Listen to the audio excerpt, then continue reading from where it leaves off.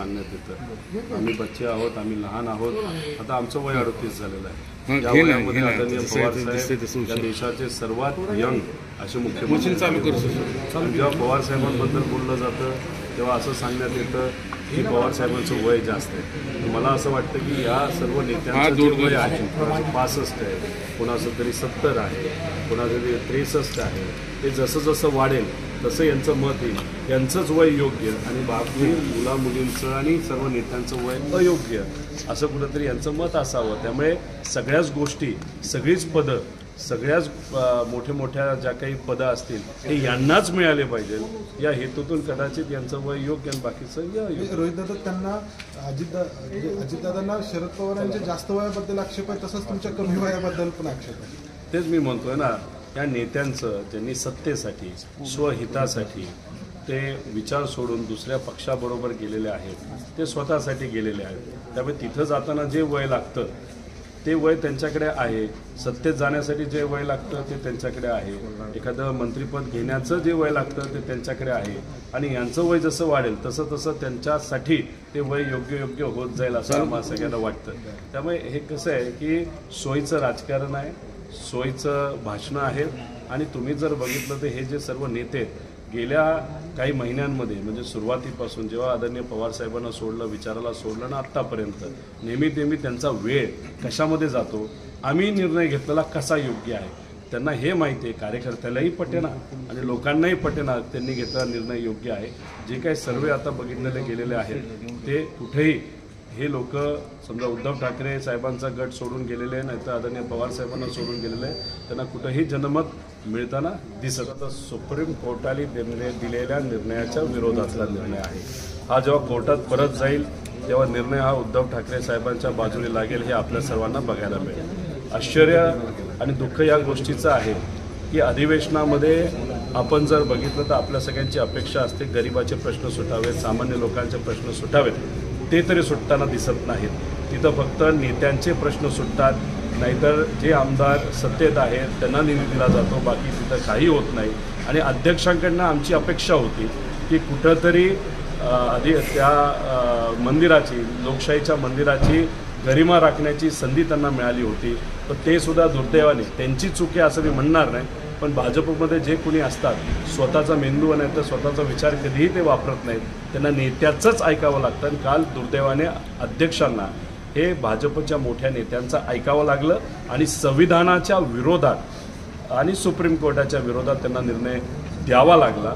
भीती ह्याचीच आहे येत्या काळामध्ये संविधान हे भाजपच्या काळामध्ये राहील का नाही अशी एक भीती आम्हा सगळ्यांना वाटायला.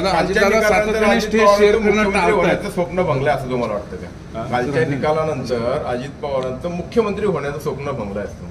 त्यांचं मुख्यमंत्री नाही तर कोणाचंही काय पदाचं स्वप्न वाया गेलंय का नाही हे माहीत नाही. पण एक तुम्हाला सांगतो, संविधान टिकेल का असा एक प्रश्न आता लोकांच्या मनामध्ये वाढत चाललेला आहे. त्याच्याचबरोबर आपण जर बघितलं तर सामान्य लोकांचे प्रश्न हे अधिवेशनामध्ये सुटणार नाहीत असं एक कुठंतरी आता मोठ्या प्रमाणात आम्हाला सगळ्यांना वाटायला लागले. आमदार झाल्यानंतर एक वेगळा आनंद असतो की आपल्याला सामान्य लोकांचे प्रश्न त्या लोकशाहीच्या मंदिरामध्ये मांडून सोडवता येतील, पण ते काय आजपर्यंत झालेले नाही. त्यामुळे महाराष्ट्राच्या विधिमंडळाची जी काही गरिमा होती ती आज 100% राहिलेली नाही. त्यामुळे येत्या काळामध्ये लोकांनीच योग्य असा निर्णय घेऊन कुठंतरी जे लोक खऱ्या अर्थाने सामान्य लोकांचे प्रश्न सोडवतील अशाच लोकांना निवडून देणं महत्त्वाचं. दादा सातत्याने अजितदादा साहेबांचं वय काढतात, पण त्या साहेबांसोबत स्टेज शेअर करणं सातत्याने टाळतात. काय मी कुठेतरी तो त्यांचा व्यक्तिगत विषय आहे. आपण पण जेव्हा एखाद्या कार्यक्रमाला जातो तिथं विरोधी पक्षाचा एखादा नेता असेल तर आम्ही त्या स्टेजवर जात असतो. पण मी मगाशी म्हणलं तसं मुख्यमंत्री साहेब हे काम करत नसावेत, देवेंद्र फडणवीस साहेब हे काम करत नसावेत, ते राजकीय दृष्टिकोनातून थोडे बिझी असावेत आणि अख्ख्या महाराष्ट्राची जबाबदारी आदरणीय दादांच्या खांद्यावर आली असावी म्हणून ते फक्त काम करत आहेत. म्हणून अशा कार्यक्रमाला त्यांना कदाचित कामामुळे येता आलं नसावं. पण VSI सारखी संस्था जिथे त्यांची अटॅचमेंट अनेक वर्षांची आहे, राजकीय नियामक मंडळाची कार्यक्रम असो किंवा बैठक असो, फक्त अजितदादांचाच विषय नाहीये तर या सभेला आतापर्यंत जो कोणी महाराष्ट्राचा मुख्यमंत्री तो पदसिद्ध अध्यक्ष या असतात. नात्याने येतो.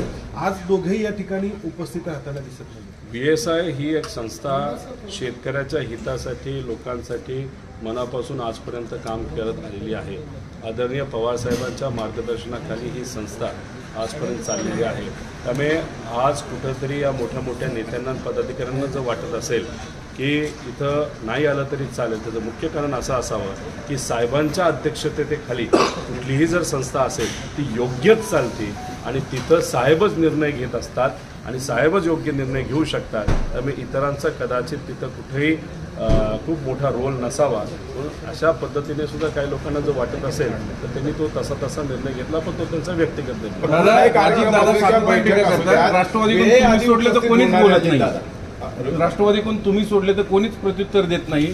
ताई गप्प आहेत. मी कदाचित जास्त बोलत असेल, पण ताई असतील, जयंत पाटील साहेब असतील, खडसे साहेब असतील आणि इतरही सर्व जसं आव्हाड साहेब आहेत, हे सर्व संघटनेकडे लक्ष देत आहेत. संघटना चांगली व्हावी, ताकदवान व्हावी, कार्यकर्त्यांना ताकद देण्यात यावी, पदाधिकाऱ्यांना ताकद देण्यात यावी, यासाठी हे सर्व मोठे नेते काम करतात आणि ते खूप अवघड काम आहे. मी उलट सोपं काम करत आहे, की मत मांडत आहे आणि माझा एक स्वभाव आहे की जर चुकलं तर त्याला मी चूकच म्हणतो आणि जर योग्य असेल त्याला योग्यच म्हणतो. हा माझा प्रामाणिक लहान मुलासारखा नाही तर बच्चासारखा माझा तो स्वभाव आहे. तो स्वभाव पूर्वी होता, आजही आहे, उद्याही राहणार. दादांची पाठराखण करतात, तुमची करत नाही, कळत नाही. दादांची पाठराखण करतात, तुमची नाही, कळत नाही. तुम्ही असं स्वतःहून कोण म्हणाल? सुप्रियाताईंनी त्या दिवशी दादांची पाठराखण केली बच्चा हा राजकारणात पेटल्यानंतर. तुम्ही पाठराखण त्या अनुषंगाने नाही. सुप्रियाताई जेव्हा बोलतात तेव्हा त्या एक महिला आहेत, आई आहेत, मुलगी आहे आणि कुटुंब त्यांच्यासाठी अतिशय महत्त्वाचं आहे. कुटुंबाला महत्त्व देणं हे आपल्या भारतीय संस्कृतीमध्ये अतिशय महत्त्वाचं आहे आणि त्या अनुषंगाने ते भारतीय संस्कृतीला राखत ते तिथं स्टेटमेंट देत असतात. आमची व्हिडिओ बातमी आवडल्यास लाईक, शेअर आणि समांतर चॅनलला सबस्क्राईब करायला विसरू नका.